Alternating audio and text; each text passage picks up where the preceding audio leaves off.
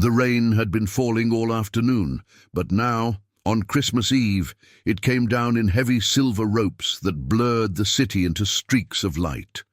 Lucia pushed forward against the wind, her red blouse glued to her skin, her breath shallow from the weight clinging to her back. The elderly woman's arms were looped around her shoulders, thin but stubborn, fingers digging into the damp fabric as if afraid of being swept away. Cars hissed past, tossing dirty water toward the curb, their occupants hidden behind misted windows and holiday music.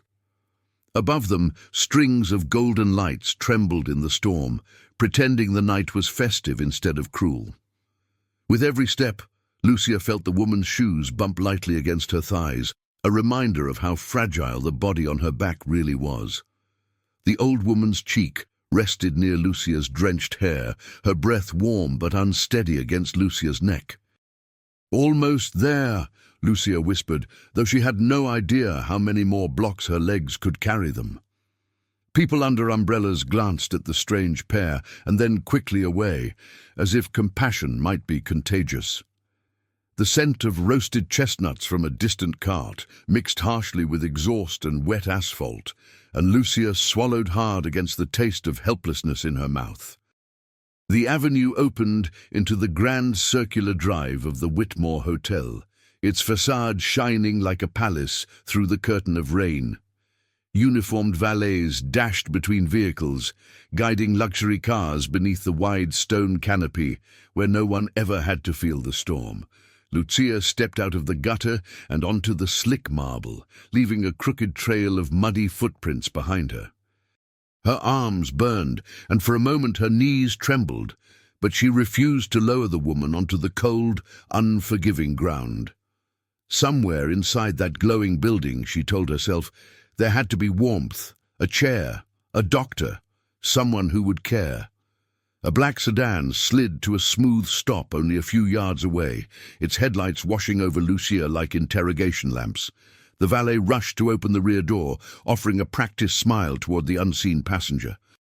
Lucia turned her face slightly, blinking against the brightness, strands of wet hair sticking to her cheeks.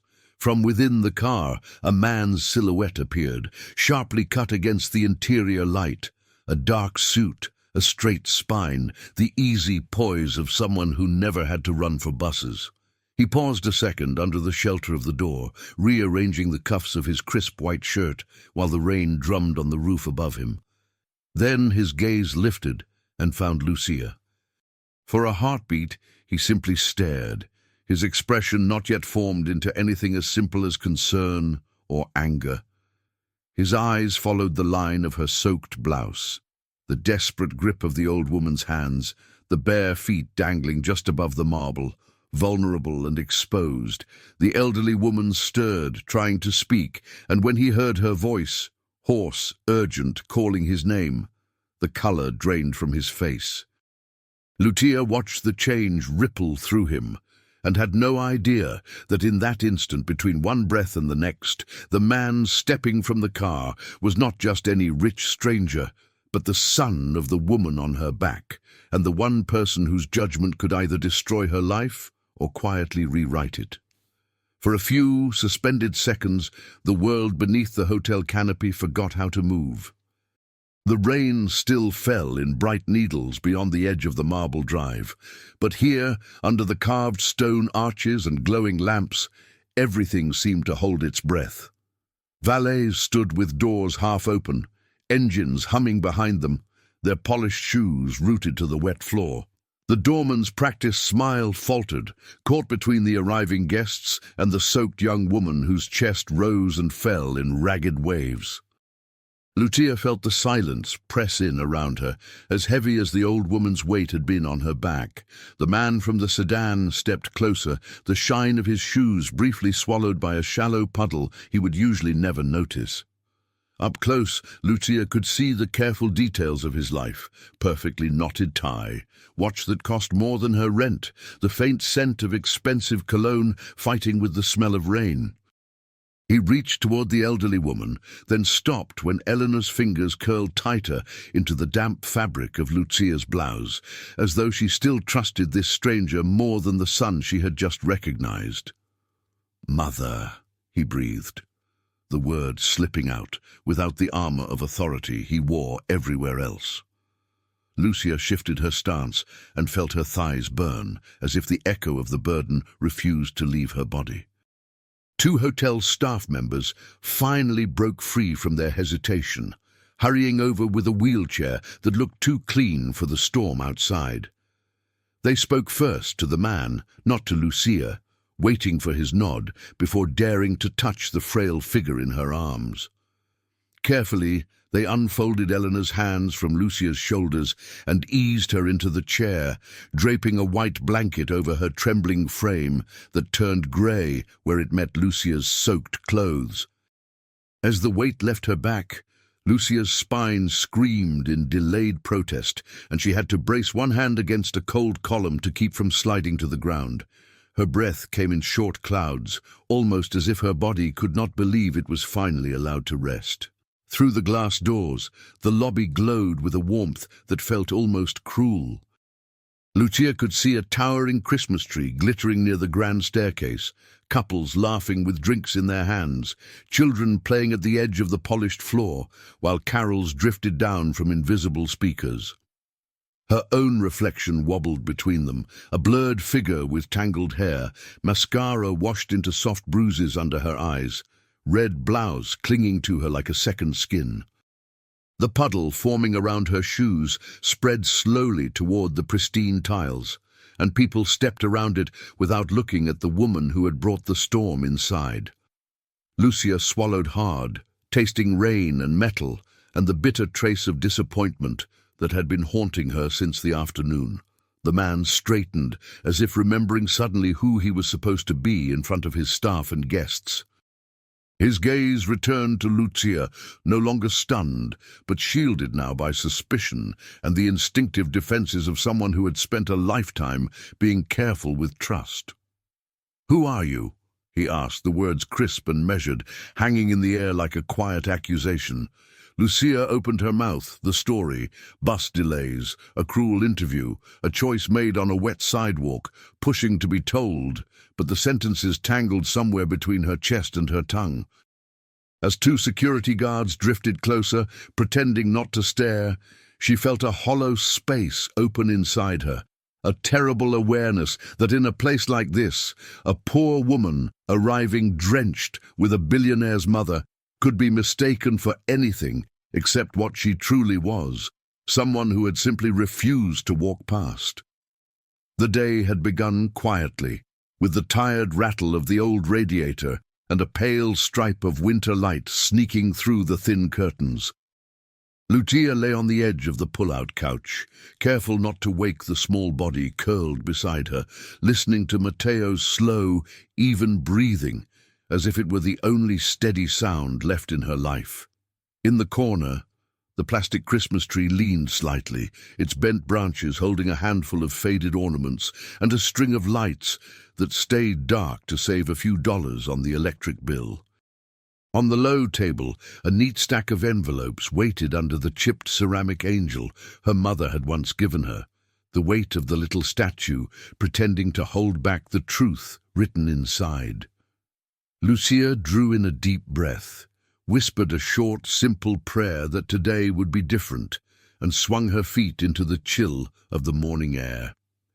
In the narrow kitchenette, she filled a dented pot with water and set it on the stove, listening to the soft hiss as the burner caught and began to heat.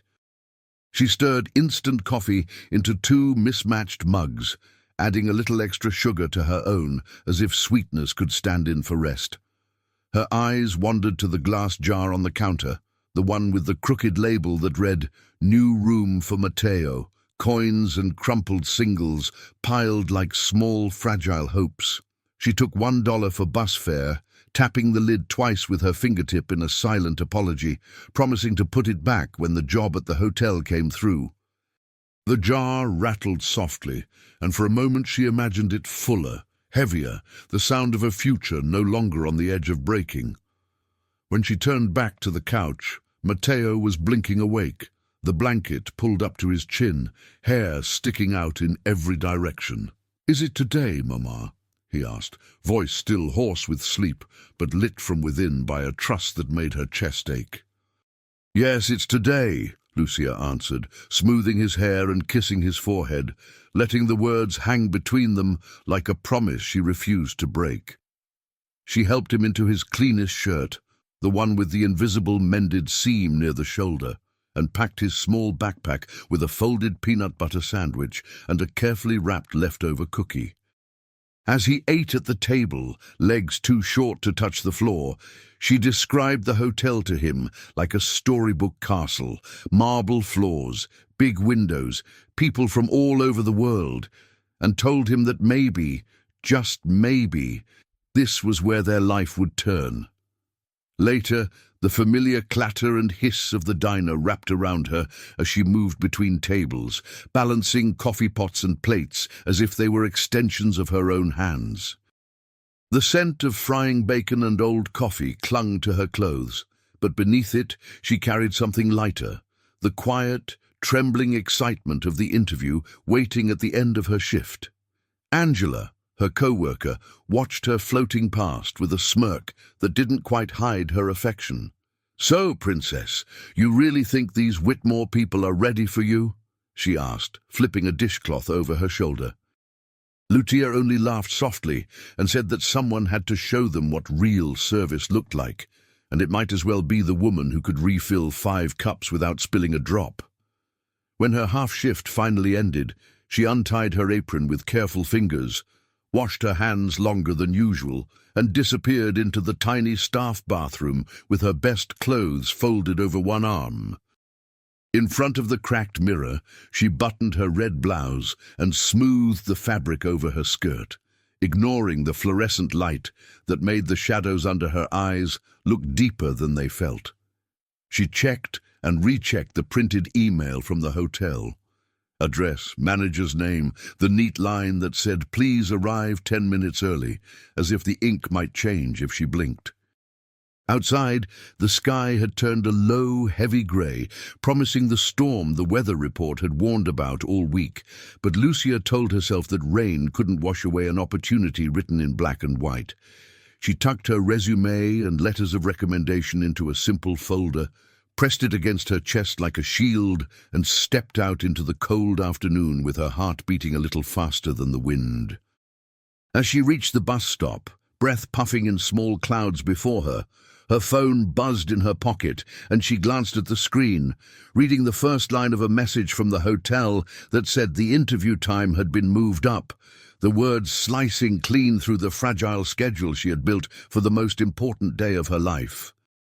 By the time Lucia stepped off the bus, the sky had surrendered completely to the storm, the buildings rising around her like sheets of dark glass streaked with silver.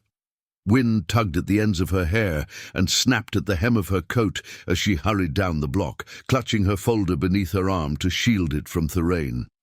Traffic lights blinked red and green on the slick pavement, reflected in the mirrored surfaces of parked cars, turning every puddle into a small, trembling universe.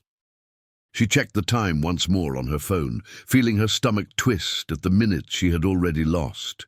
Still, she told herself, if she walked just a little faster, the day might yet be saved. The Whitmore Hotel rose ahead of her like something built specifically to impress people who thought they could no longer be impressed. Its glass facade caught what little light remained in the sky and multiplied it, sending soft gold and white reflections spilling over the stone steps and the porte-cochere. Lucia hesitated at the edge of the drive, watching valets in dark uniforms move with practiced grace, their hands gliding over luxury cars that looked more like polished sculptures than machines. Her own reflection flashed briefly in a passing window, small, damp, red blouse hidden beneath a too-thin coat, and she had to swallow the instinct to turn around and disappear into the crowd. Instead, she drew a breath, straightened her shoulders, and stepped toward the revolving doors. Inside the lobby, warmth wrapped around her so suddenly that it felt almost like being embraced and judged at the same time. The floor beneath her feet gleamed, a pattern of marble in soft cream and grey that seemed too clean to belong to a world where people missed buses and counted coins into jars. A towering Christmas tree stood near the sweeping staircase, its ornaments catching the light from crystal chandeliers and tossing it back into the air like scattered stars. Guests drifted past, wrapped in wool coats and perfume, their voices low and comfortable, as if they belonged here and always had. Lucia smoothed her damp hair with the palm of her hand, trying to look as though she knew exactly where she was supposed to go. On one wall, just beyond the front desk, hung a large framed portrait of an older man in a dark suit. Richard Whitmore, the founder, his name etched on a brass plate beneath his steady, confident gaze. Beside it, in a slightly smaller frame, was a newer photograph of a younger man in a tailored jacket, smiling easily for the cameras at what looked like a charity event. His eyes held that effortless assurance of someone born into brightness, someone who never had to wonder if he was welcome when he walked into a room. Lucia paused for a heartbeat, studying the faces, and felt a faint tremor run through her, like a warning that behind these polished smiles lived the power to shape other lives, including hers, without ever remembering the names of the people they touched. At the reception desk, a young woman in a perfectly pressed uniform glanced up as Lucia approached, her smile flickering with professional courtesy before shifting into something more measured. Lucia gave her name, explaining that she was there for an interview, and offered her folder with both hands, careful not to let it show how tightly she was holding on. The receptionist's eyes scanned a list on the screen, then drifted briefly over Lucia's clothes, her damp hair, the cheap bag resting at her side. "Please take a seat over there," she said, indicating a small bench off to the side, away from the other candidates in sharper suits and smoother shoes. Her tone stayed polite, but there was a slight emphasis on the word wait that made Lucia's chest tighten, as if her trial had already begun, and the verdict was quietly lining up behind the numbers on the digital clock above the desk. The bench they pointed her to was shorter than the others and pushed slightly away from the main seating area, as if it had been placed there for overflow or accidents. Lucia sat carefully on the edge, smoothing her skirt and tucking her folder onto her lap, the way she had seen people do in movies when they were about to be chosen for better lives. The other candidates occupied the plush chairs closer to the office door, their polished shoes crossed at the ankle, their briefcases resting like quiet declarations of belonging. One woman scrolled her phone with manicured fingers, another adjusted a silk scarf without looking at anyone at all. Lucia watched them from her little island of upholstery, trying to convince herself that the distance between her seat and theirs was only a matter of inches, not of years and class and money. From time to time, the office door opened with a soft click, and a candidate would emerge wearing a polite smile, shaking hands with someone inside before heading toward the elevators. Each time, Lucia straightened, thinking maybe this would be her turn, feeling her heart rise slightly in her chest like a balloon tugging at its string. But the receptionist would look up, glance past her, and call another name. Always one of the people sitting closer, always someone whose clothes didn't carry the faint scent of diner coffee and bus stops. The minutes gathered quietly in the corners of the lobby, slipping past in red digital numbers above the desk. Lucia checked the time again and again, each glance carving a little more worry into her features, though she kept her back straight and her smile steady whenever anyone looked her way. Eventually, a man in a navy suit emerged from the office, the kind of suit that looked as if it had never been bought off a rack. His hair was carefully combed back, and a name tag on his lapel identified him as M. Collins, front office manager. His eyes moved swiftly over the remaining candidates, pausing only a fraction of a second longer when they reached Lucia. "You," he said finally, pointing in her direction without using her name, as if doing so would cost him something. She stood at once, clutching her folder, but he didn't step aside to let her pass. Instead, he looked at his watch with an exaggerated sigh. "You are late," he remarked, the words flat but edged, like a paper cut waiting to sting. "We have a schedule here." Lucia felt heat rise in her cheeks, a flush that had nothing to do with the warmth of the lobby. "I'm sorry, sir," she began, keeping her voice soft and respectful. "The bus—" He lifted a hand, cutting across her explanation as if swatting away a fly. "The bus is not our concern," he replied, his gaze flicking to the modest bag on her shoulder, the damp edges of her coat, the way her shoes weren't quite as new as the polished floor beneath them. "Candidates who respect this hotel respect its time." He let the sentence hang in the air, heavy with the implication that she had already failed some invisible test simply by stepping through the doors a few minutes past perfect. Lucia's fingers tightened around the folder, and she nodded, swallowing the truth of double shifts and storm clouds and schedules built on hope instead of certainty. "Sit," he said then, directing her back toward the little bench, as if he were placing an item where it belonged. "We will see if there is still time to speak with you after the others." His tone turned almost pleasant on the last words, but it was the chilly politeness of someone deciding whether to keep a dish or send it back to the kitchen. Lucia returned to her small corner, feeling every step as though she were walking away from something she hadn't even been allowed to reach. She sat again, set the folder on her lap, and straightened the papers inside just to keep her hands from shaking. As Mr. Collins disappeared back into the office, the receptionist offered Lucia a tight, practiced smile and said, "It will only be a few more minutes," in a voice that made those minutes sound like a question the universe had not yet decided how to answer. The promised few minutes stretched and thinned until they wrapped tightly around Lucia's chest. From her corner bench, she watched the lobby's rhythm slowly change as the afternoon deepened, guests shedding wet coats, staff adjusting centerpieces, the Christmas tree's lights blinking on a little earlier than necessary to fight the storm outside. One by one, the remaining candidates were called into the office, their footsteps steady and confident as they disappeared behind the door with the frosted glass pane. Lucia shifted her folder from hand to hand, her fingers beginning to ache from gripping it so long, the edges of the paper softening under the constant pressure.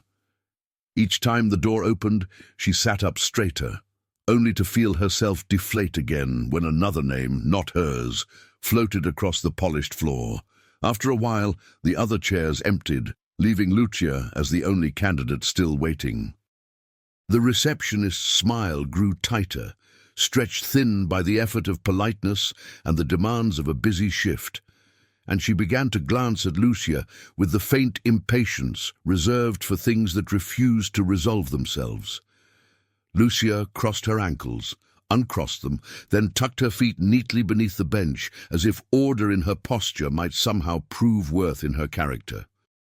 The digital clock above the desk marched forward, each red number a small betrayal of the instructions to arrive early, to be prompt, to show respect.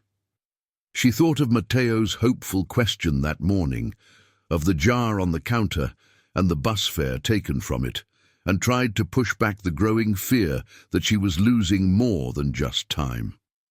The office door opened again, and Mr. Collins stepped out, a faint trace of exhaustion on his face that looked more like irritation than weariness. He spoke briefly with the receptionist, his voice low but sharp enough for Lucia to catch fragments. "Overbooked. Tight schedule.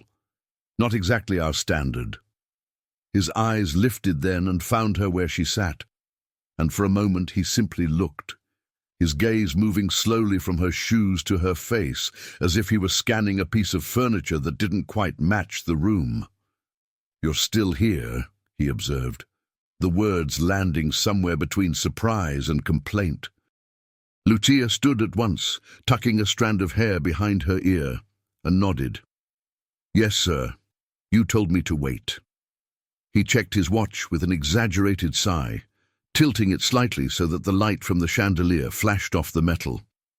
You understand, he began, speaking to the air as much as to her, that a luxury brand depends on consistency, precision, punctuality. His gaze returned to her face, searching for something, regret, apology, or perhaps the simple recognition that she was already failing some silent test. When a candidate arrives late, it tells us something. Lucia swallowed and forced herself to meet his eyes, even as shame fluttered in her chest like a trapped bird. I understand, she said quietly. The bus was delayed, and I left as soon as my shift. Again, his hand cut through her words, slicing them neatly in two. Excuses are for people who don't plan ahead, he replied, the faintest smile curling at the corner of his mouth as though he had said something clever. For a heartbeat, Lucia considered telling him everything, the double shift, the careful timing, the storm that had rolled in faster than the forecast, but the look on his face told her it would not matter. He had already written her story in his mind, and it was not the one she lived each day. The lobby seemed suddenly too bright, the ornaments on the tree too sharp, every polished surface reflecting back a version of her that looked smaller than she felt inside. Mr. Collins straightened his tie, then inclined his head toward the office door with a gesture that held both reluctance and authority. Very well, he said, each word clipped and tidy. Since you have waited this long, we may as well be brief. He stepped aside and let the door swing open, revealing a slice of the room beyond, and Lucia drew a slow breath as she walked toward it, knowing that whatever waited on the other side would decide whether this day ended as a stepping stone or a quiet, crushing end to the dream she had dared to name. The office was cooler than the lobby, the air conditioning humming softly above a dark wooden desk that seemed to take up more space than the room itself. Lucia stepped inside and stopped just short of the chair placed in front of it, unsure whether to sit before being asked. The blinds were half closed, letting in narrow stripes of grey light that fell across a framed photograph of the hotel's facade taken on a sunnier day. Mr. Collins moved behind the desk with the easy ownership of someone who had never wondered if he belonged in rooms like this. He gestured to the chair with two fingers, already turning toward the computer screen, as if the outcome of the conversation had been decided long before she arrived. Lucia sat carefully, balancing her folder on her knees, and offered it with both hands when he looked up. For a moment she held her breath, expecting him to meet her eyes, to see the effort woven into each line of her resume, each letter of recommendation written by people who had watched her work 2 jobs without complaint. Instead, his gaze skimmed the first page with the detached efficiency of a scanner, lingering only where her experience betrayed the life she came from. Diner waitress, part-time cleaner, single parent. The silence grew heavier with each second he didn't speak, filling the space between them like water seeping under a closed door. Lucia folded her hands to keep them from fidgeting and focused on the small, steady tick of the desk clock. So, he said at last, leaning back in his chair, fingers steepled together in front of his chest, you have worked here. He tapped a line with one finger, the name of the diner sounding almost distasteful in his mouth. And here. And you are? How old?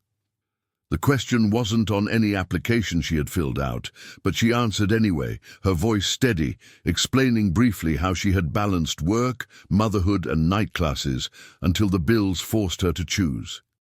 His expression didn't change. If anything, it tightened, as though each example of resilience was, in his eyes, simply further proof of how far she was from the polished image his hotel wanted to project.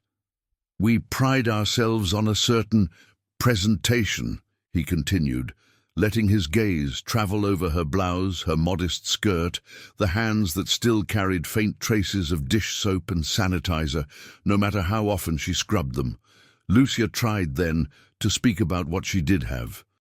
She told him how regulars at the diner requested her tables because she remembered not just their names, but their stories. She explained how she trained new staff, calmed angry customers, and stayed late without pay when someone's car broke down and they needed help closing up.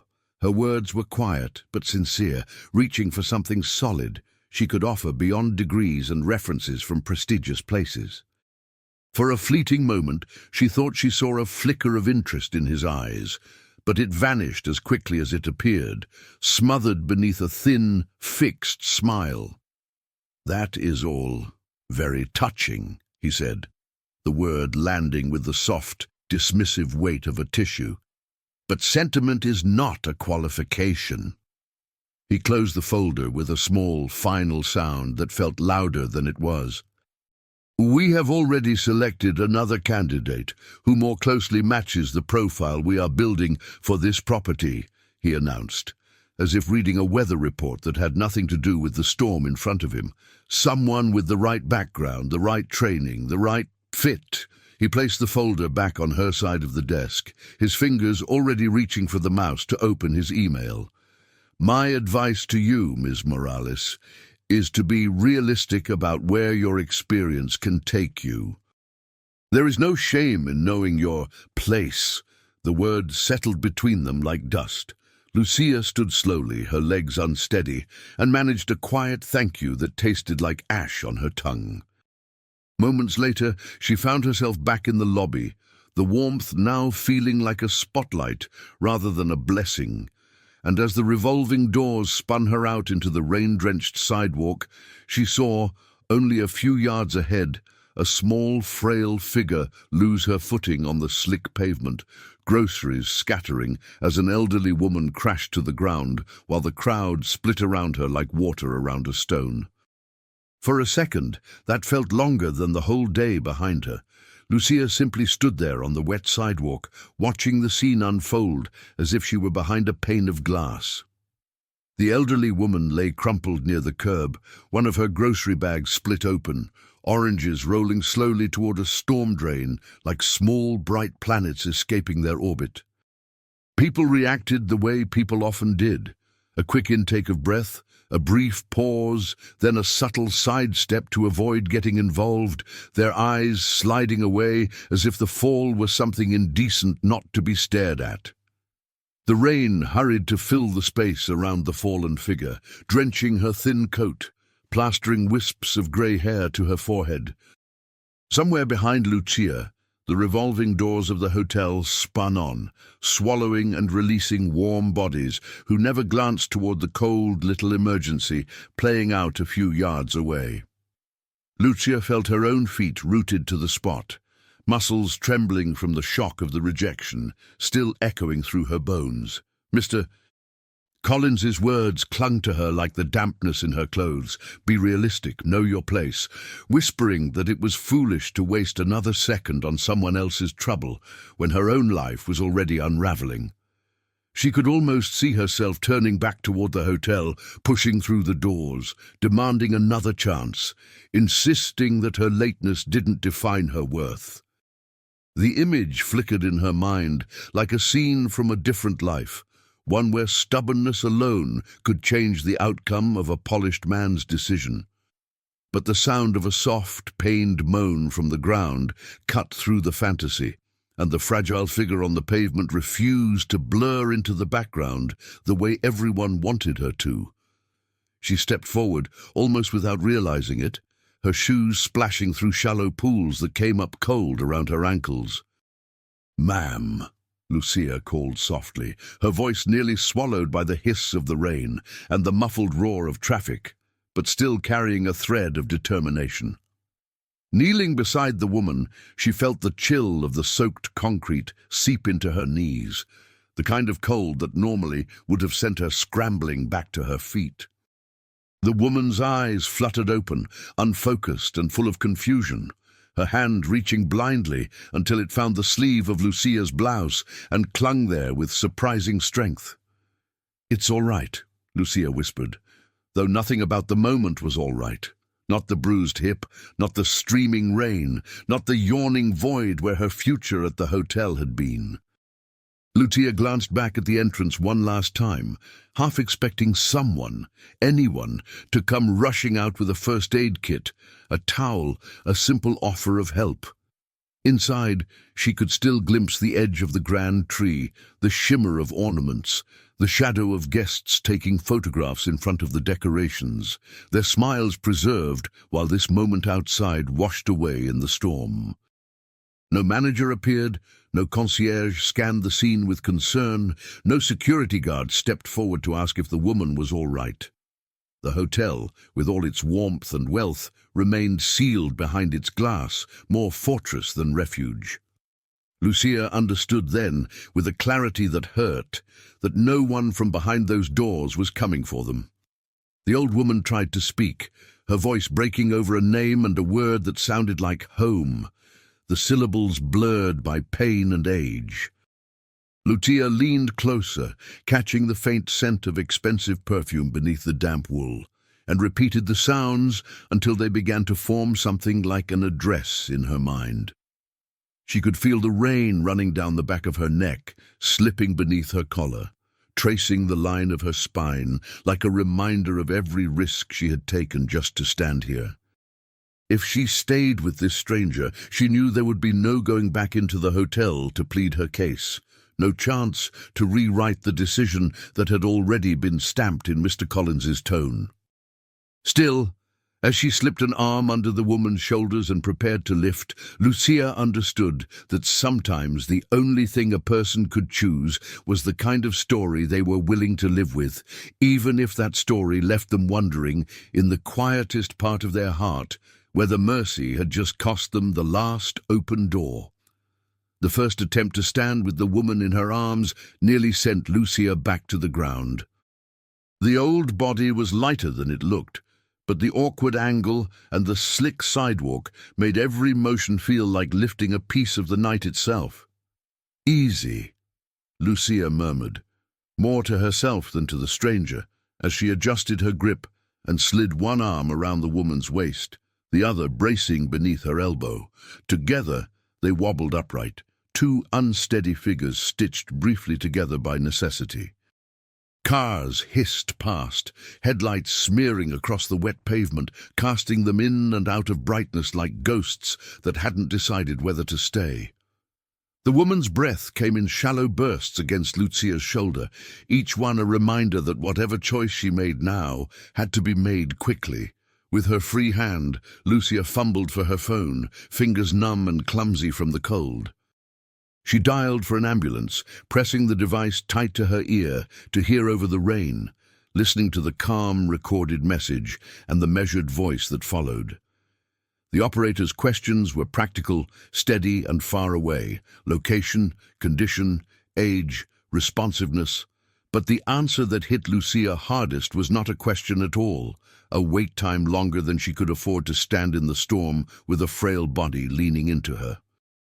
"We'll send someone as soon as possible," the voice promised, but possible felt like a luxury Lucia did not have. She hung up with a quiet thank you, even though no one on the line could feel the urgency that beat like a drum in her chest. She tried then to hail a cab, raising her arm as the yellow shape slid by through sheets of rain. One slowed, the driver's eyes meeting hers for a heartbeat, then sped up again as soon as he saw the situation. A soaked woman, a half-collapsed passenger, trouble that didn't fit neatly into a back seat. Another taxi veered to the other lane, its tires splashing cold water onto Lucia's already drenched shoes. People whose umbrellas might have shielded them for a moment from the storm passed at a careful distance, some with apologetic glances they didn't fully commit to, others with their eyes fixed straight ahead. The city, dressed in its best Christmas lights, moved around them like a river around a stubborn rock, and Lucia realized that if this woman was going to be carried to safety, she would have to be the one to carry her. "Hold on to me," she said softly, shifting her stance and lowering herself so the woman could lean more fully against her back. She hooked the stranger's arms over her shoulders and slowly straightened, the older woman's weight settling like a solemn promise across her spine. The first step was the hardest, her muscles protesting, her shoes sliding slightly on the slick concrete, but she found her balance and took another and another after that. The woman clutched a small, elegant purse to her chest with one hand, knuckles pale against the dark leather.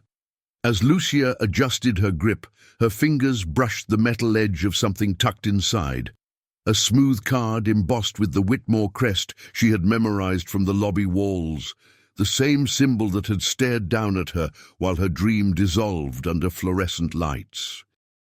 Raindrops ran in thin streams down Lucia's temples, along her jaw, into the collar of her blouse as she walked, each breath sharp in the cold air. The address the woman had mumbled circled in her mind like a half-remembered phrase, fragments of street names and numbers slowly knitting together as familiar landmarks rose out of the storm. With each step, the city's decorations grew more elaborate. Larger wreaths, brighter lights, more polished storefronts, signs that she was heading back toward the heart of money, marble, and carefully guarded doors. When she rounded a final corner and saw the tall glass front of the Whitmore Hotel glowing ahead of her, Lucia's heart stumbled in her chest. Of all the places this stranger could have called home, it had to be the building that had just turned her away. And as she trudged toward its shining entrance with its emblem pressed between them in the woman's purse, she understood that the night was not finished with her yet. By the time Lucia reached the avenue leading back to the hotel, her legs felt as if they belonged to someone else, someone made of rubber and shaking resolve. The rain had settled into a steady, relentless downpour, turning the street into a river of reflected neon and headlights. Each step sent a dull ache through her lower back, where the old woman's weight pressed into her, a living reminder that turning around was no longer an option. Her breath came in sharp, visible bursts, dissolving into the cold air as quickly as they formed. Above them, festive garlands sagged slightly under the water, their twinkling bulbs fighting not to be drowned out by the storm. The closer she came to the Whitmore Hotel, the more the city seemed to clean itself up, as if even the rain had better manners in front of money.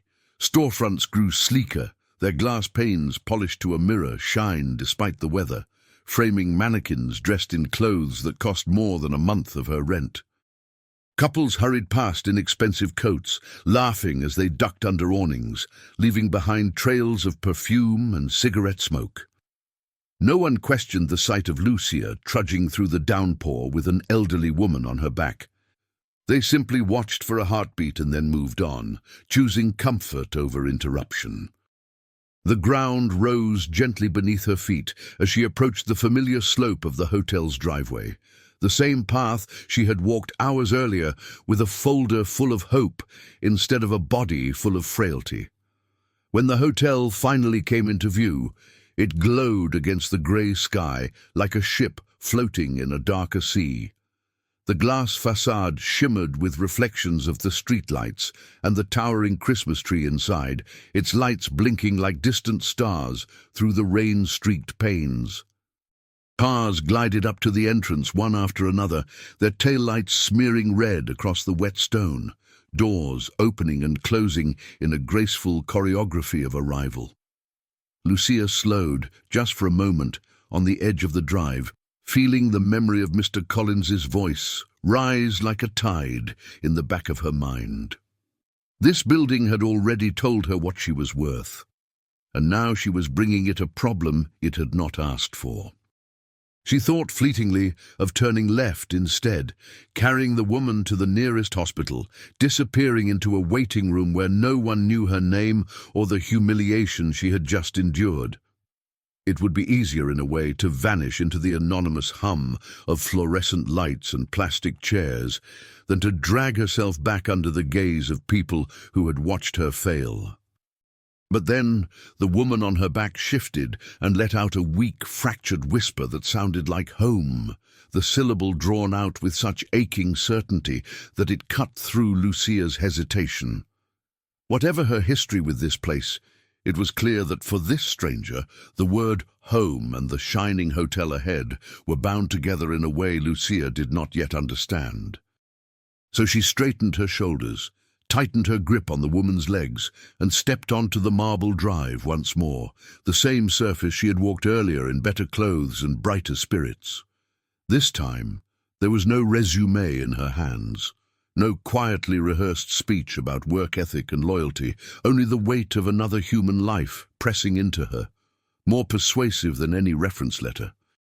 As she crossed beneath the wide stone canopy, raindrops sliding from the edge like falling beads of glass, Lucia felt every pair of eyes on her again, valets, doormen, guests in glittering attire. She did not know whether she was walking toward rescue or another kind of judgment, only that destiny, for reasons it had not explained, had decided to bring her right back to the doors that had just closed in her face, and this time she was no longer alone.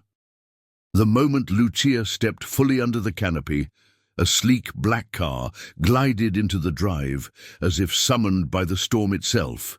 Its tinted windows reflected the falling rain and the glittering lights of the hotel entrance, turning the world into a distorted painting on its polished surface. A valet hurried forward, umbrella tucked under one arm, and the doorman straightened his posture, his attention pulled toward this arrival with something like reverence.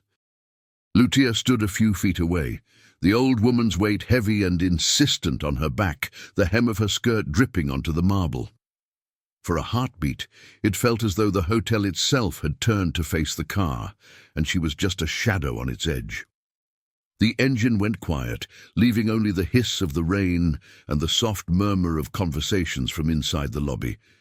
The valet pulled the rear door open with a practiced sweep, revealing a slice of warm light and leather interior. A man stepped out, one polished shoe meeting the wet stone with the confidence of someone used to the ground, adjusting for him, not the other way around. His dark suit was perfectly cut, his tie a quiet statement of wealth, his hair only slightly disturbed by the damp air. He paused under the protection of the open door, straightening his cuffs, as though the storm had no permission to touch him until he allowed it. Then his gaze lifted and caught Lucia in its path. At first, his expression was simply one of confusion, the natural response of a man who did not expect to find a soaked stranger carrying an elderly woman at the threshold of his hotel.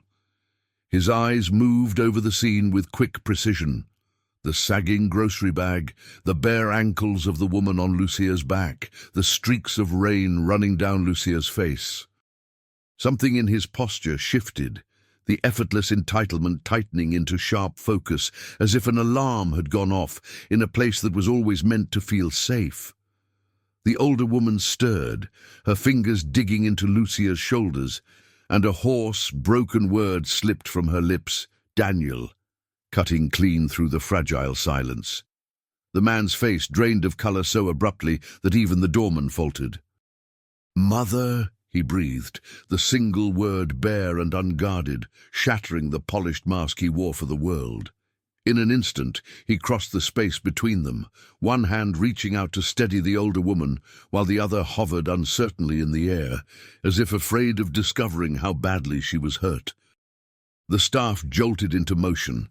A valet abandoned a waiting car, someone shouted for a wheelchair, and the doorman rushed to hold the lobby doors wide open, the warm air spilling out in a golden rush. For the first time that night, Lucia felt the hotel move toward her instead of away, not because of who she was, but because of who she carried. As they gently shifted Eleanor from Lucia's back into the waiting wheelchair, a new figure appeared at the edge of the lobby. Mr. Collins, his navy suit crisp, his expression tightening as he took in the scene. His eyes flared with a recognition that had nothing to do with gratitude. "It's her," he said quickly, stepping closer to Daniel. "That woman was here earlier, causing trouble about an interview, refusing to accept that she was late and inappropriate for our standards." His words fell like stones, each one landing neatly where he aimed it. Daniel turned fully toward Lucia then, his hand resting protectively on the wheelchair's handle, his gaze narrowing as he studied her face, her clothes, the storm-dragged exhaustion in her eyes. In that suspended moment, beneath the glow of the chandeliers and the echo of Collins's accusation, his expression hardened into something unreadable, and Lucia felt the weight of his judgment gathering like a second storm, poised to break over her head. They wheeled Eleanor toward the lobby doors, the wheelchair's rubber tires leaving faint arcs of water on the stone as they passed. Lucia followed on instinct, taking a step forward before a firm hand landed on her forearm, halting her like a barrier dropped in front of a closing gate. One of the security guards, his blazer stretched slightly over a broad chest, gave her a practiced, professional look that managed to be both polite and immovable. "Ma'am, please stay here," he said, his tone calm but final, as though the decision had already been discussed and agreed upon by the building itself. Lucia glanced past him in time to see Eleanor disappear into the warm glow of the lobby, her figure already half swallowed by the polished world inside. Daniel stood just beyond the threshold, framed by the doors like a man caught between two separate universes. On one side waited his mother, staff, and the familiar comforts of his empire. On the other stood Lucia, dripping onto the marble, clutching nothing but her own frayed composure. He took a few steps back toward her, the automatic doors sliding open and shut behind him, breathing in and out like the lungs of the hotel. Up close, Lucia could see the tiny flecks of rain clinging to his lashes, the tightness in his jaw that spoke of fear trying hard to disguise itself as anger. "Mr. Collins hovered a few feet away, hands clasped behind his back, expression almost eager in its concern. "Start from the beginning," Daniel said, his voice low and tightly controlled, the tone of a man used to receiving reports, not confessions. "How did you end up with my mother like that?"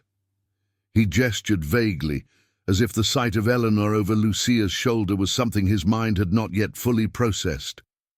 Lucia swallowed, feeling the security guard's presence at her side like a shadow made of rules.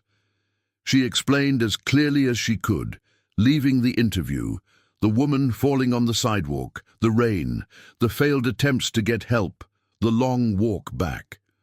The words were simple, but as they left her mouth, she heard how easily they could be twisted into a story of opportunity taken rather than compassion given.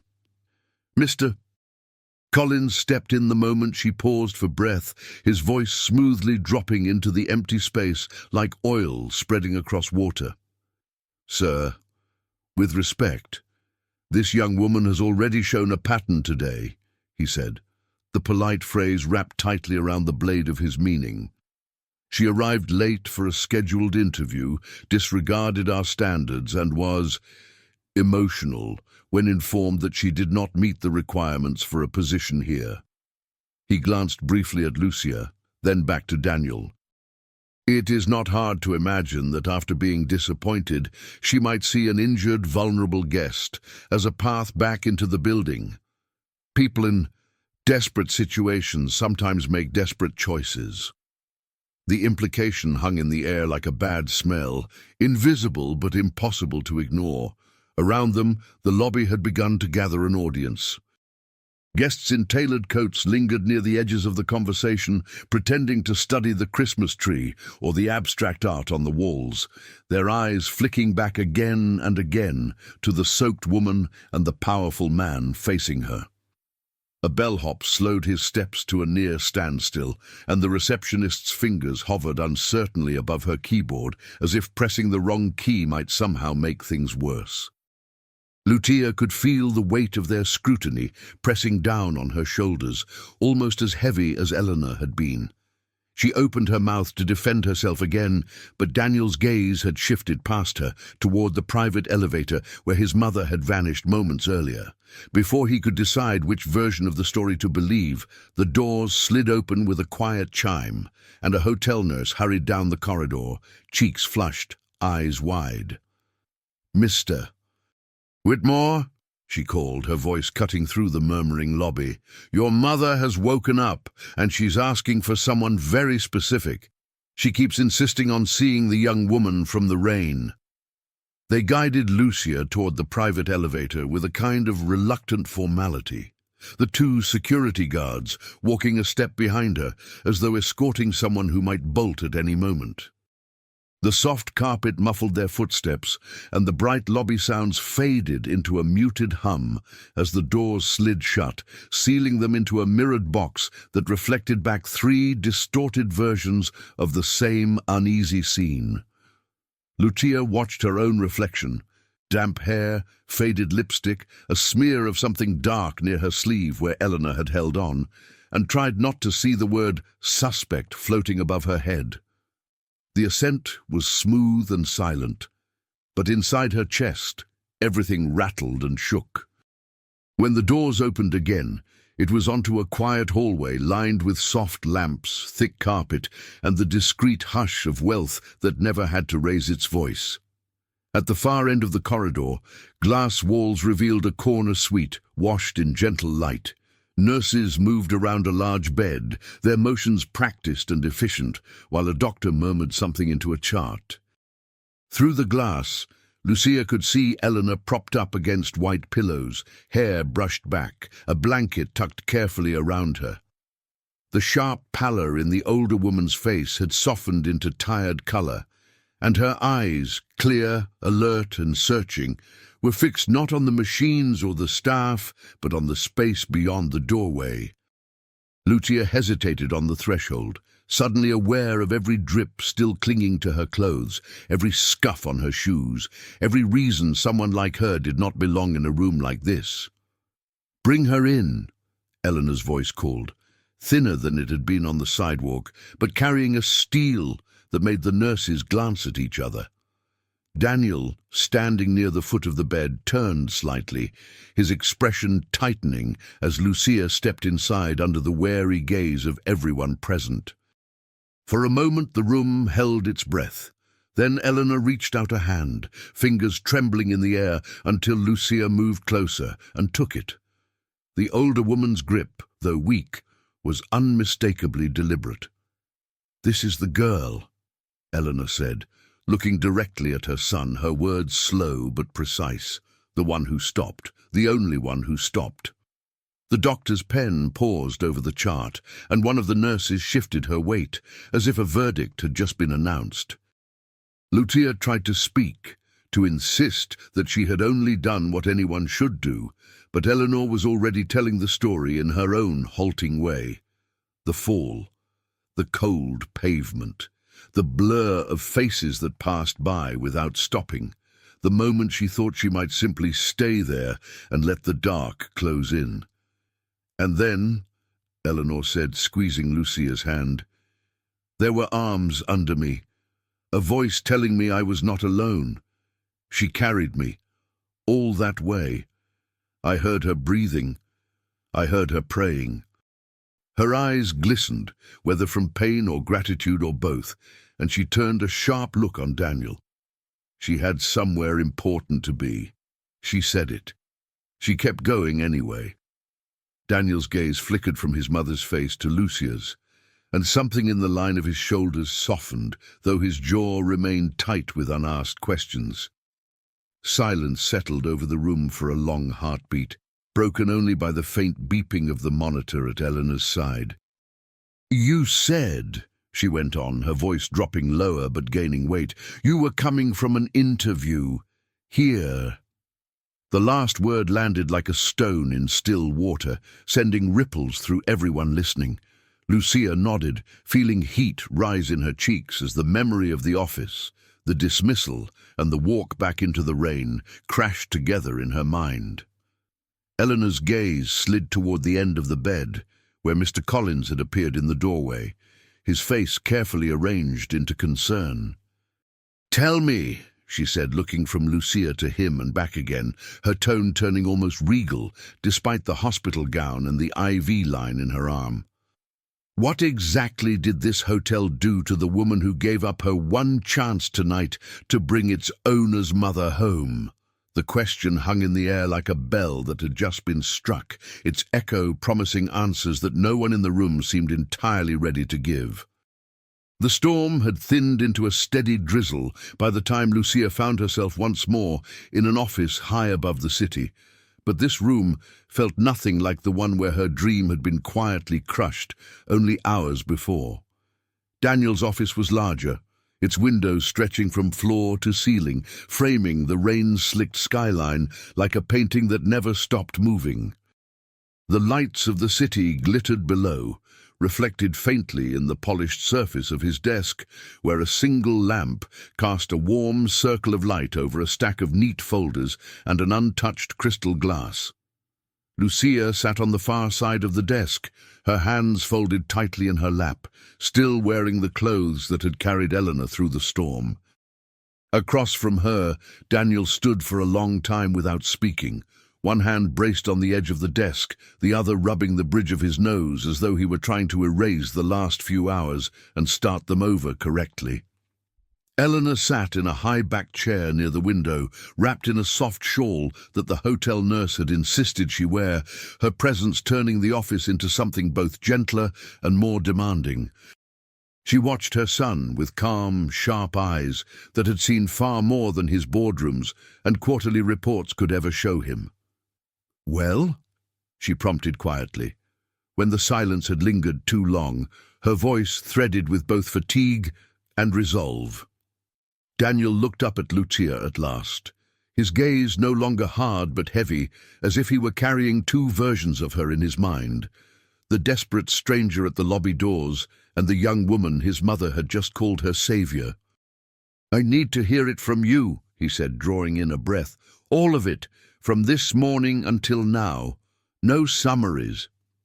His tone had dropped the cold edge of suspicion, but it still carried the weight of a man used to making decisions that mattered.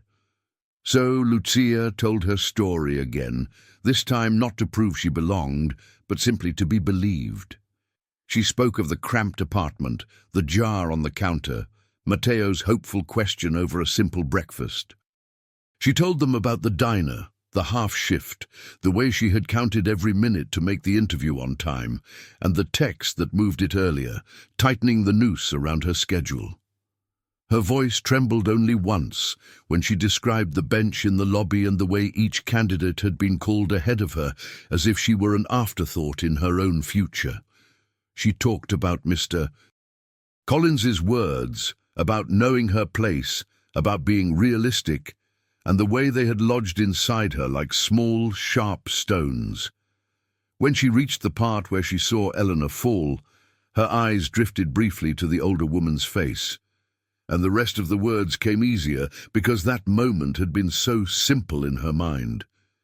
Someone needed help, and she had two legs and a heart that refused to pretend not to care. When Lucia finished, the room was quiet enough that they could hear the soft patter of rain against the glass. Daniel sat down slowly, as though the weight of what she had said required his full attention to bear. His fingers played absently with the cap of a pen, a small, restless motion that betrayed the storm still working its way through him. "Mr. Collins," he said at last, his voice calm but edged with something colder now, "has been with this hotel for 8 years. He glanced toward the door, where the manager had been asked to wait outside. "In that time, I have heard him speak of standards, of image, of efficiency. I do not remember him ever speaking of people the way my mother just spoke of you." He pressed a button on the phone at his desk, his gaze never leaving Lucia's face. "Send Mr. Collins in, please." The door opened with a soft click, and Collins stepped inside, his posture straight, his expression carefully neutral. For a moment, it was the same configuration as before, him behind a desk, a candidate seated in front, judgment hanging in the air. But the desk was not his now, and the woman in the chair was no longer small in the way he had decided she was. Daniel gestured for him to stand near the window, where the city lights spilled faintly across the carpet at his feet. "I have heard 2 stories tonight," Daniel began, his tone formal, the voice he used when discussing contracts and mergers. "One from you earlier, about a late, unsuitable candidate who did not understand her place, and one from my mother, whose life was quite literally carried back to this building by that same woman." Collins shifted, his jaw tightening, but remained silent. "We do not need both versions in this company," Daniel continued, the final word dropping with the clean certainty of a signature. "As of tonight, your employment with Whitmore Hotels is terminated." Collins's face paled, his composure cracking for the first time as he took a step forward, hands half raised in protest. He spoke quickly, about his record, about difficult guests, about the need to protect the brand from people who didn't fit. But his words sounded thin in the room now, especially against the memory of Eleanor's voice calling for the girl from the rain.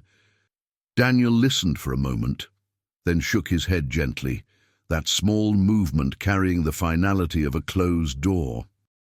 "This brand does not need protection from compassion," he said quietly. "It needs protection from arrogance that forgets where it came from." At a nod from Daniel, security escorted Collins from the office, the door closing behind him with a soft but decisive thud that echoed in Lucia's mind, like the distant reversal of the door that had slammed on her earlier that day. For a long moment after Collins left, no one spoke.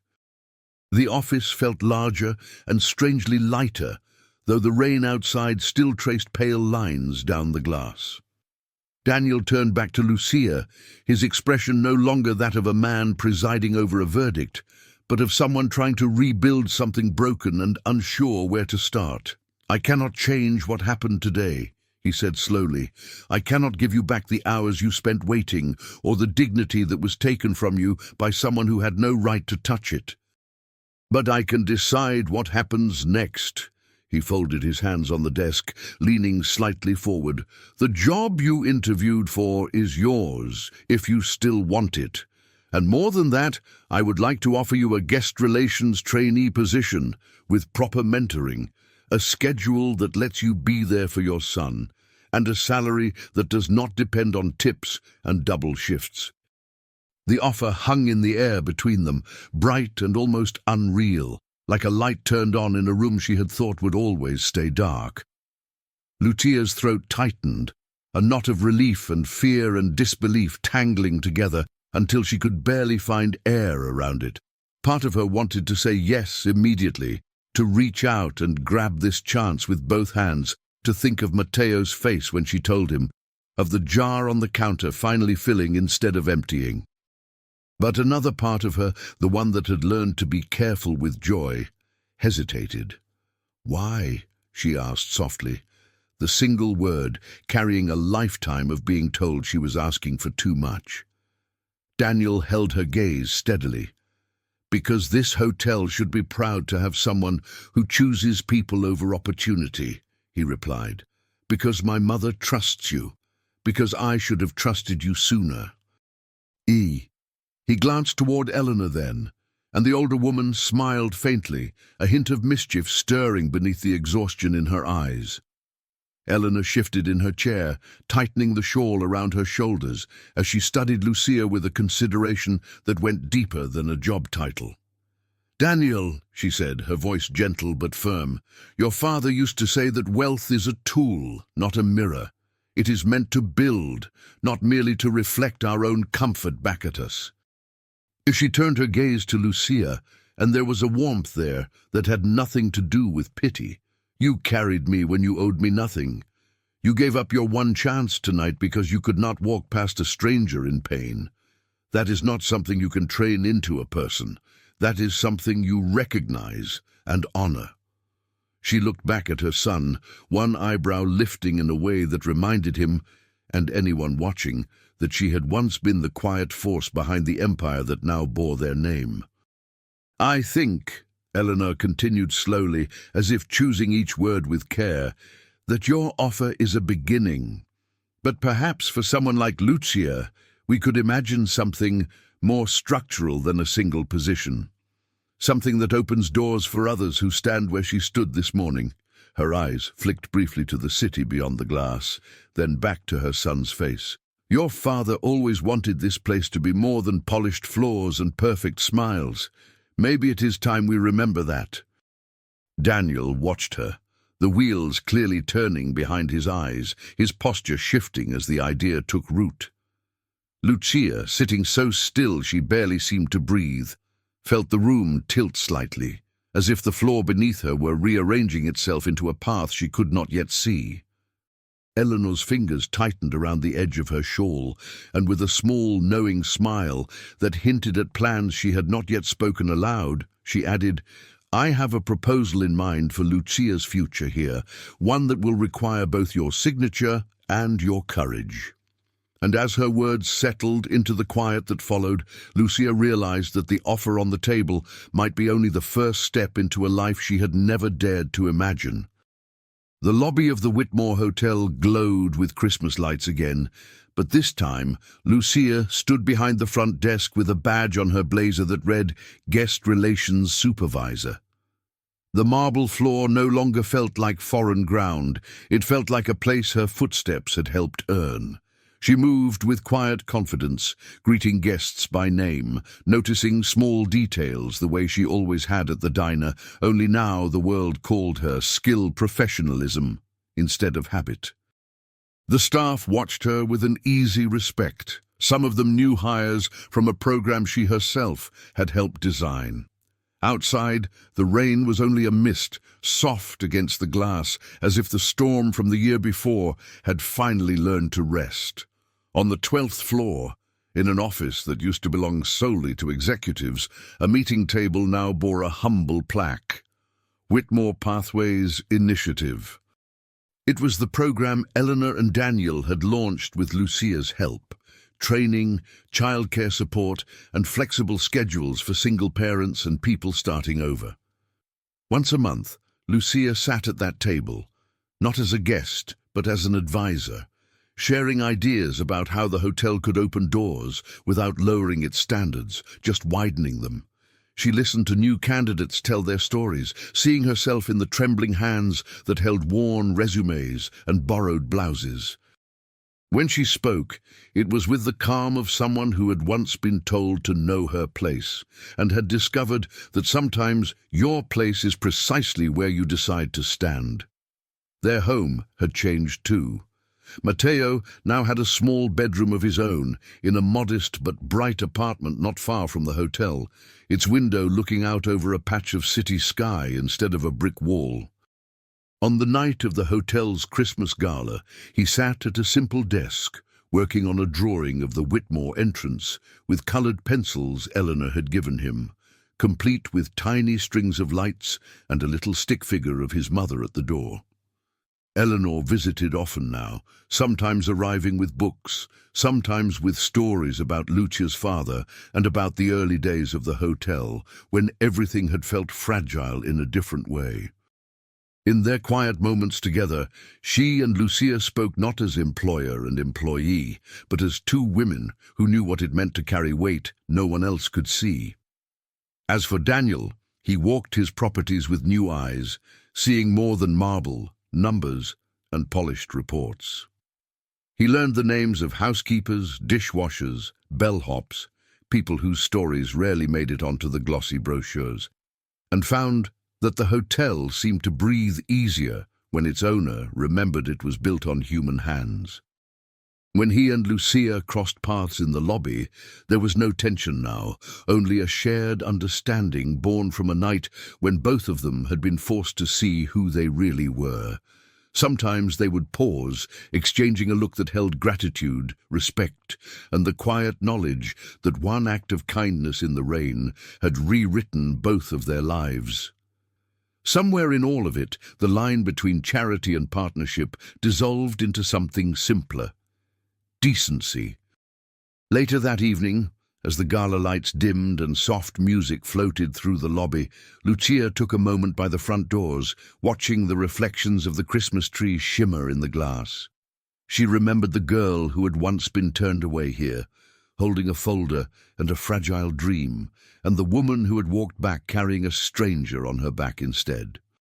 The memory hurt less now. It felt like the necessary opening scene to a story that had chosen, against all odds, to end in redemption. She thought of everyone watching stories like hers on screens far away, perhaps feeling their own quiet storms inside. And so, with that gentle hope in mind, this story asks you, if it touched your heart, leave a heart in the comments, subscribe to the channel, and watch another story of kindness and redemption by clicking on the next video that appears on your screen.